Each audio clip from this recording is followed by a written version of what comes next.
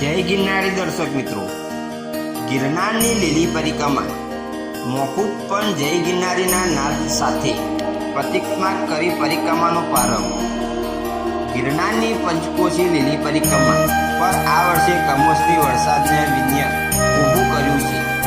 પરિક્રમાને 36 કિલોમીટરના રૂટ પર ભારે કાદવ, કીચડ અને પાણી ભરાવતી વિકટ પરિસ્થિતિને કારણે યાત્રિકોને સુરક્ષાના ધ્યાનમાં રાખીને તંત્ર દ્વારા ભાવિકો માટે પરિક્રમા મોકૂફ રાખવાનો નિર્ણય લેવામાં આવ્યો છે.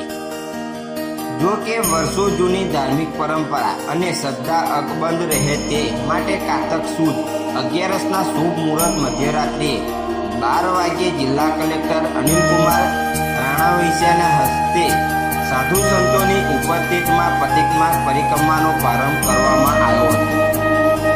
તંત્રના નિયમ છતાં આસ્થાનું ઘોડાપુર જય ગિરનારીના નાદ સાથે ગિરનારની તળેટીને ઉમટ્યું હતું.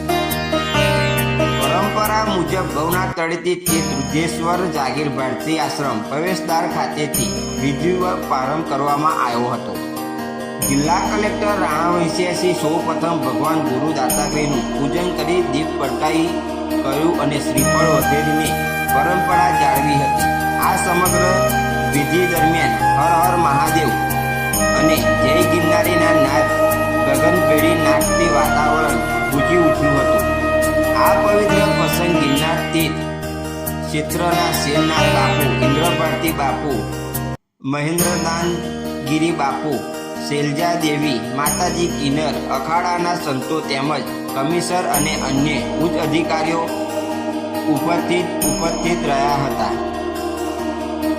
જિલ્લા કલેક્ટર અનિલ રાણાવસિયાએ માહિતી આપતા જણાવ્યું હતું કે ભાવિકોની સુરક્ષા સર્વોપરી છે. કમોસમી વરસાદને કારણે પરિક્રમાનો રૂટ અત્યંત ખરાબ અને કાદવવાળા થઈ ગયા છે. આથી ભાવિકો માટે આ વર્ષે પરિક્રમા મોકૂફ રખાઈ છે.